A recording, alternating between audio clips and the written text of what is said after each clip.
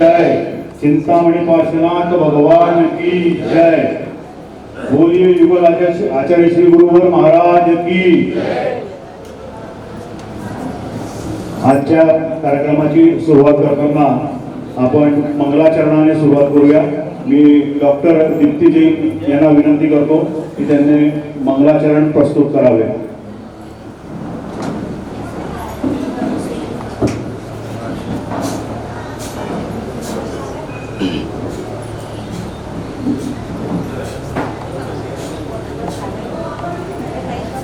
जय जिनेन्द्र सदा। मंगलम भगवान वीरो मंगलम गौतम मुगले मंगलम कुंद कुंडाग्यो जैनम धर्मस्तु मंगलम। एक छोटंसं भजन म्हणते।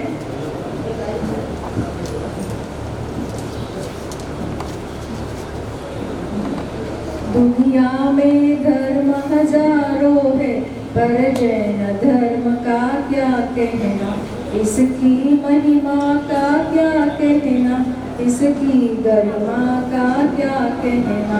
दुनिया में धर्म हजारों है पर जैन धर्म का क्या कहना। रात्रि को भोजन नहीं करना, नहीं करके हिंसा से बचना, अहिंसा के धारक धर्म तेरा क्या कहना, तेरा क्या कहना। दुनिया में धर्म हजारों है पर जैन धर्म का क्या कहना। पानी को छान करके पीना, पी करके रोगों से बचना, रोग निवारक धर्म तेरा क्या कहना, तेरा क्या कहना। दुनिया में धर्म हजारों है पर जैन धर्म का क्या कहना। तेरे क्षमा धर्म का क्या कहना, तेरे तपसंयम का क्या कहना। अपरिग्रह धारक धर्म तेरा क्या कहना, तेरा क्या कहना। दुनिया में धर्म हजारों है पर जैन धर्म का क्या कहना। जय जय।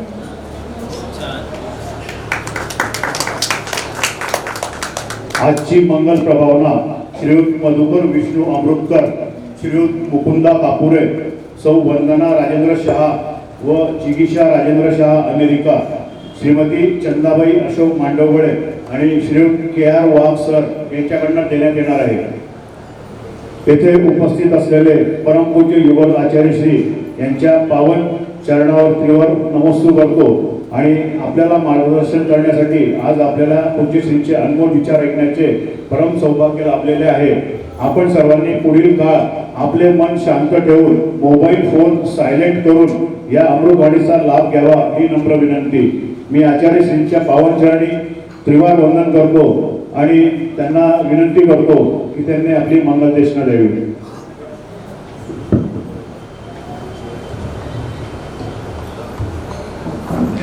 जय मंगल भूदाणं विमलाननदंसनमयाणं त्रैलोक्यशीलराणं नमोऽस्या सर्वसिद्धाणं।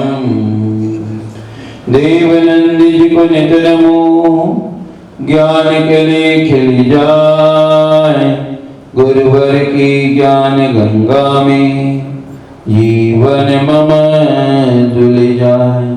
सरस्वती नमस्तस्यै विमल ज्ञान मूर्ते, विचित्रालोकयात्रेयं यत्प्रशानात् प्रवर्तते, यत्प्रशानात् प्रवर्तते।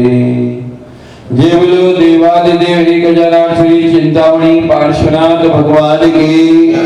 चारित्र चक्रवर्ती आचार्य श्री शांति सागर जी महाराज की।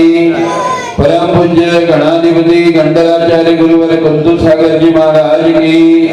परम पूज्य गुरुवर प्रज्ञा आचार्य श्री देवनंदी जी महाराज की। श्रीमद जैन धर्म की आचार्य मुनि महाराज की जय।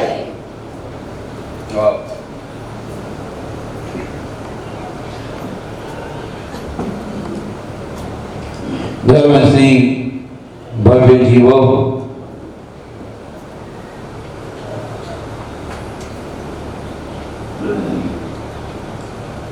आचार्य कहते हैं संसार कटु वृक्षस्य द्वे फले अमृतपमे सुभाषित रसा स्वादत संगते सुजने जने। इस संसार में संसार को आचार्यों ने कटु वृक्ष की उपमा दी।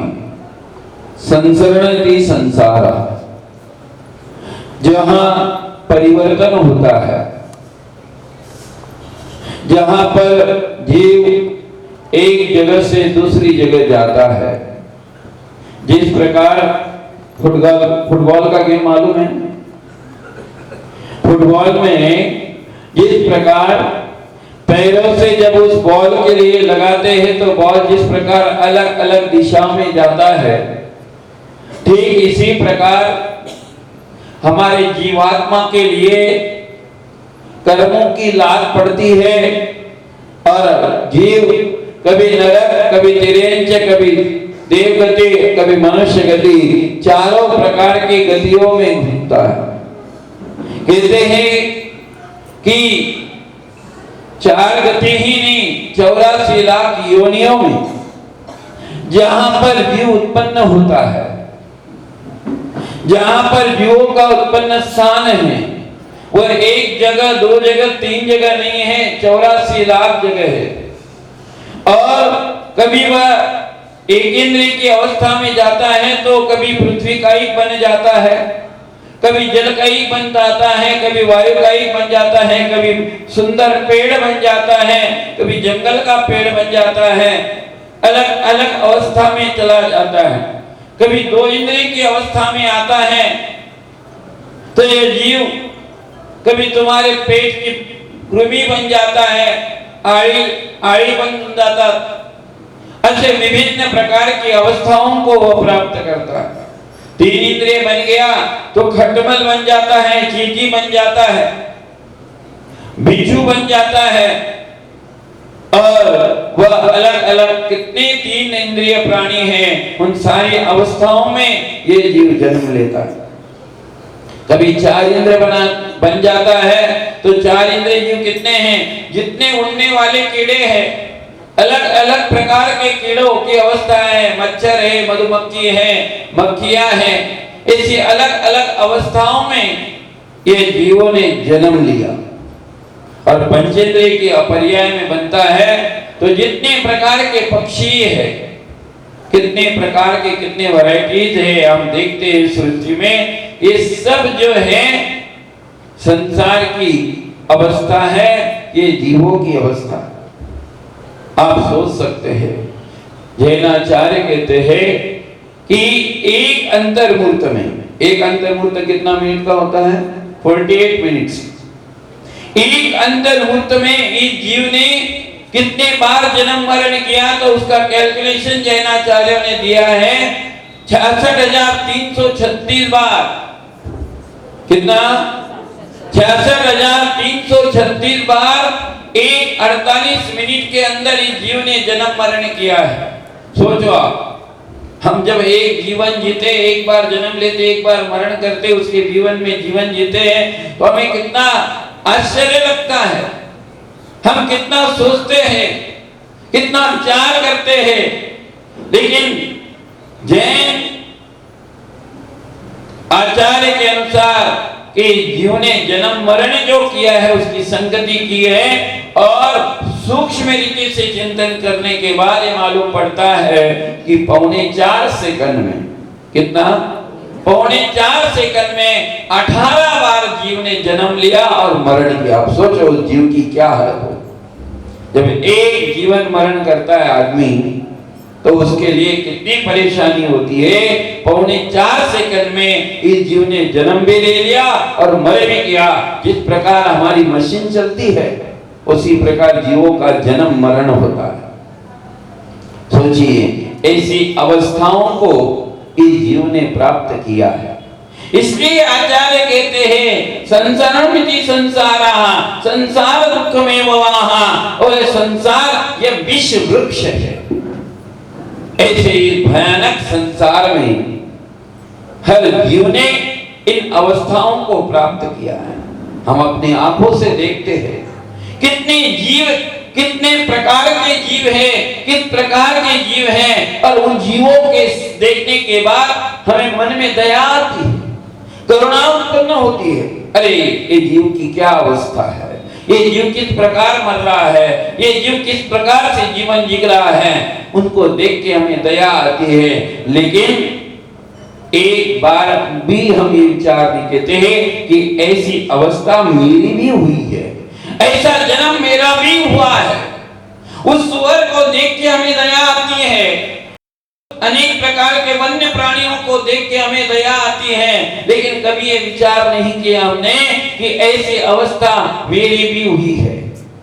और इसीलिए उन सारी अवस्थाओं से मुक्त प्राप्त करने के लिए, उन सारी अवस्थाओं से दूर प्राप्त होने के लिए, उन सारे दुखों से दूर होने के लिए ही आचार्य कहते हैं वे अमृतवत फले।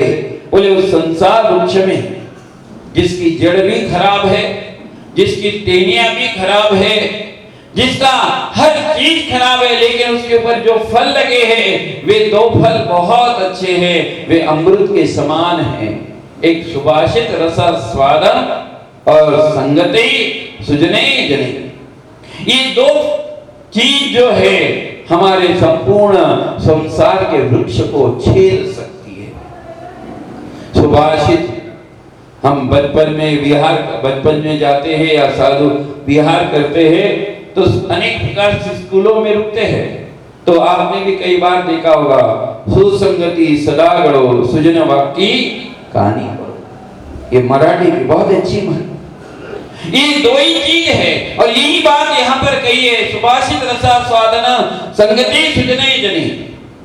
ये दो चीज अगर हमारे जीवन में आ जाती है,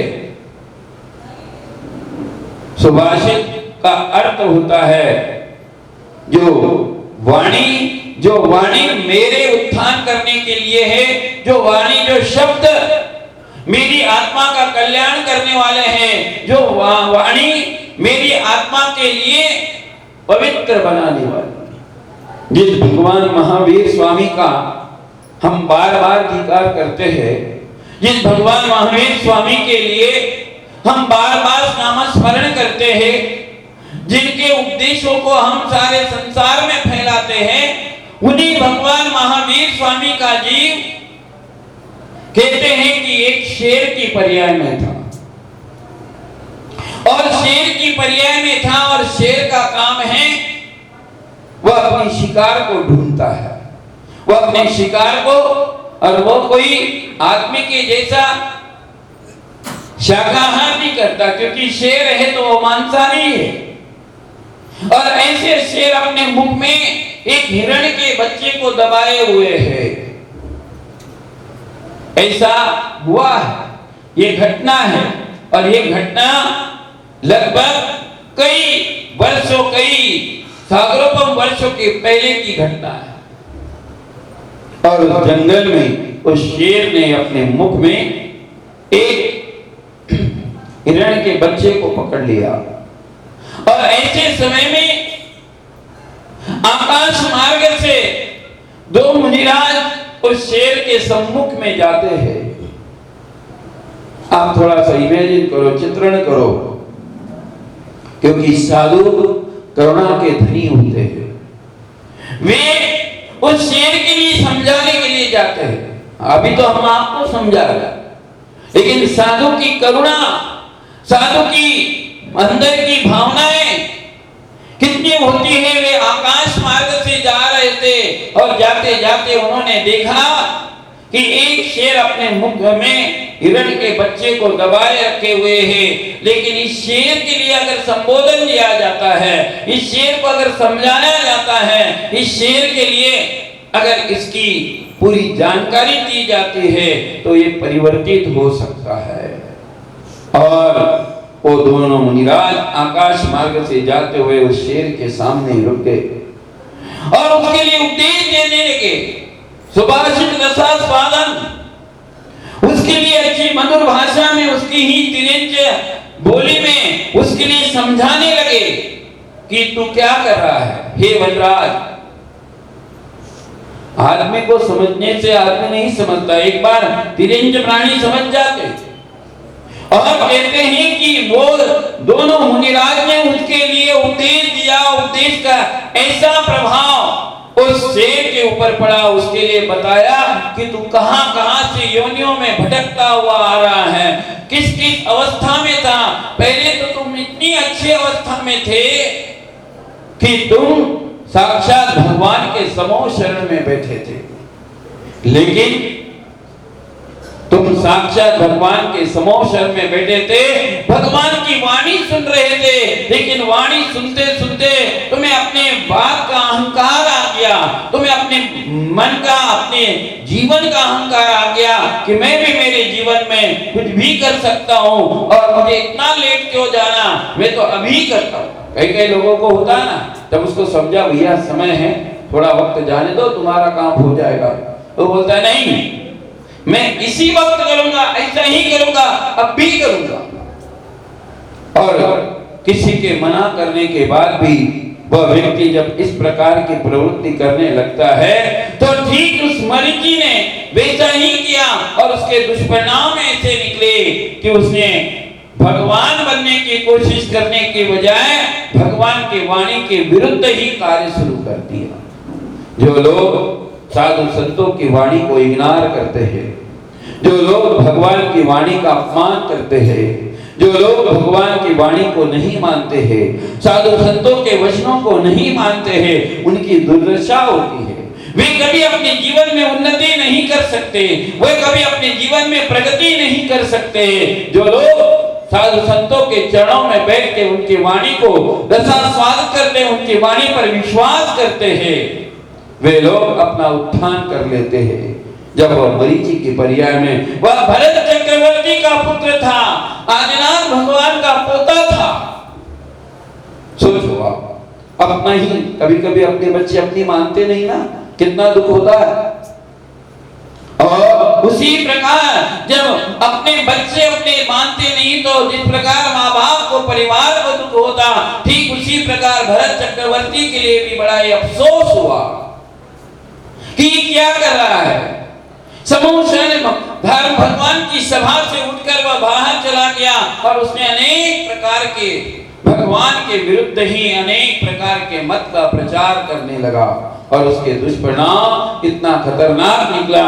जो भगवान के विरुद्ध जाएगा, जिनवाणी के विरुद्ध जाएगा, उसके दुर्गति होती है और वह घूमते घूमते घूमते एक शेर की पर्याय में। जब सारी बातें उन दोनों मुनिराज ने, एक बहुत ही अच्छी पंक्तियां किसी कवि ने लिखी है और वो मराठी में लिखी, एक असिया पुढे दोन मुनिराज ले, त्याला आपले भवांतर सांगू लागले। इस प्रकार उसके लिए एक छंदबद्ध बनाया कि उस सिंह के सामने दोनों मुनिराज बैठ के उसके लिए पूरा जीवन, उसका पूरा भवावली बता रहे कि तूने क्या क्या किया, किस प्रकार का अपराध किया, तूने किस प्रकार के अपराध को प्राप्त करके कौन कौन सी अवस्था को प्राप्त किया।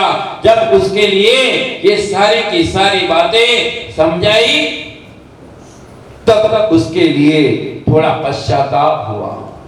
कौन किसको पश्चाताप हुआ? आदमी को नहीं होता, उस शेर के लिए हुआ।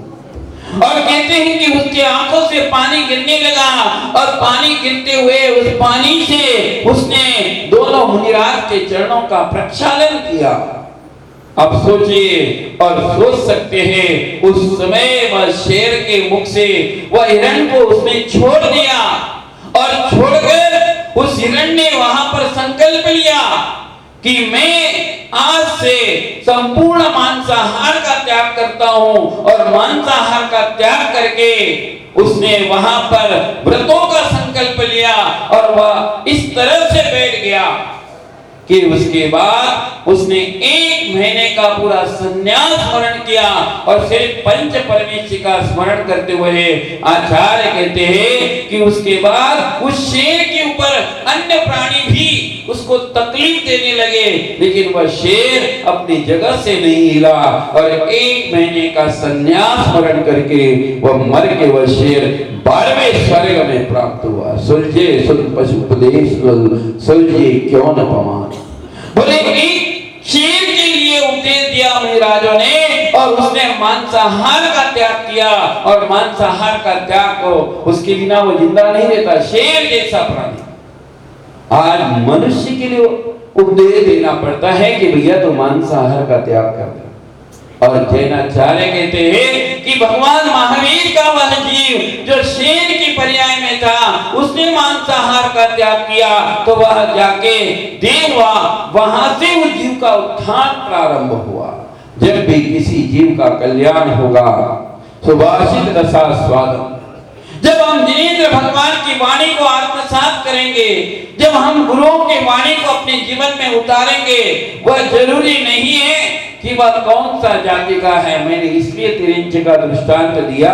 कोई लोग कह रहे ये तो महाराज उपदेश दे रहे हैं, ये तो उपदेश हमारे लिए नहीं है, ये तो उनके लिए है, ये तो उनके लिए है। नहीं, मैंने पहले भी दिन आपको कहा कि जिन धर्म का उपदेश जो है वह सारे संसार के प्राणियों के लिए है, सिर्फ मनुष्य के लिए नहीं, चारों गतियों के जीवों के लिए है, तिरंज प्राणी के लिए भी है। ऐसे सैकड़ों दृष्टांत है कि जिन जानवरों ने, जिन तिरंज ने सुभाषित रसास्वादम अर्थात जिनेंद्र भगवान की वाणी को अपने जीवन का स्थान बनाया, उसे आत्मसात किया, और उस आत्मसात करके वह जीव अपना कल्याण का मार्ग प्रशस्त करके वह जीव, और आचार्य कहते हैं संगति सुजने जने, और जो सत्संगति में चला जाता है, बहुत ही सत्संगति की कहानियां बहुत ही है। आचार्य कहते हैं एक घड़ी आदि में भी आज कीजिए संगत साधु की, कटे कोटि अपराध। संगति का फायदा क्या है? साधु संगति का फायदा यह है कि एक घड़ी 24 मिनट की होती है, उससे भी आधी 12 मिनट, उससे भी आधा 6 मिनट, उससे भी आधी 3 मिनट के लिए भी अगर आप साधु संतों के चरणों में बैठ जाते हो, साधु संगति कर लेते हो, तो कटे कोटि अपराध, अपने करोड़ों अपराधों से मुक्त हो जाते हो। धर्म स्नेहबंधु, ये धरणगांव निवासी बड़े पुण्यवान और भाग्यवान है जो 15 दिन से रोज 1.5 घंटा साधु संगति में बैठ के आप मुनिराजों के मुख से प्रवचन सुन रहे हैं। आप निश्चित ही भाग्यवान और पुण्यवान हो कि आपने यह सत्संग प्राप्त किया। आचार्य कहते 3 मिनट के लिए जो आप करोड़ों अपराधों से मुक्त हो जाते हैं, ऐसा यह सत्संग होता है। और भी सत्संग के बहुत सारे फायदे हैं।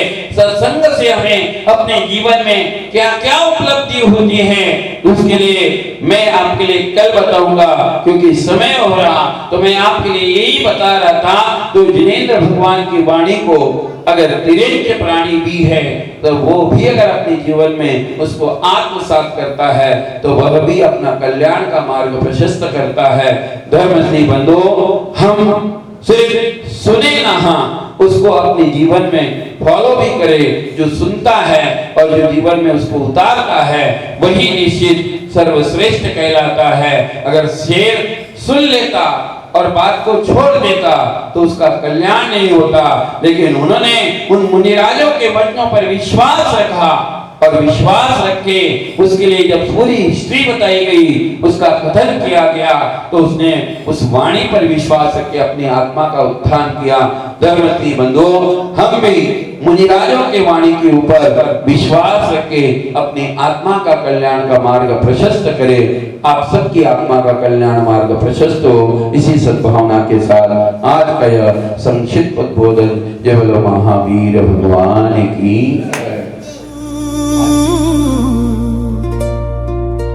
सदा रहना मेरे साथ,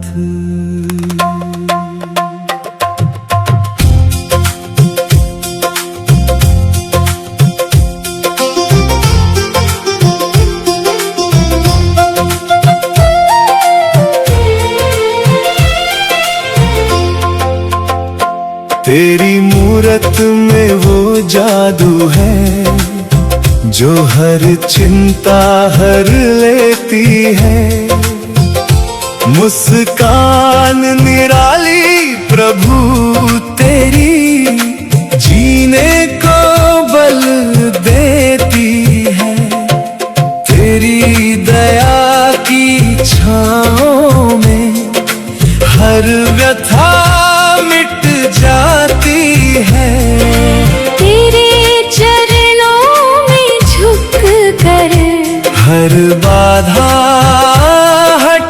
जाती है।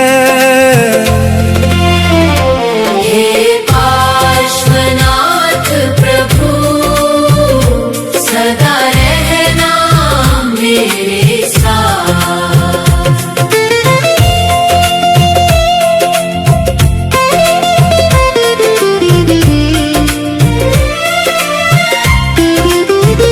कृपा दृष्टि बरसा देना हे नाथ प्रभु मेरे, मिट जाए संकट, मिट जाए सब अंधेरे।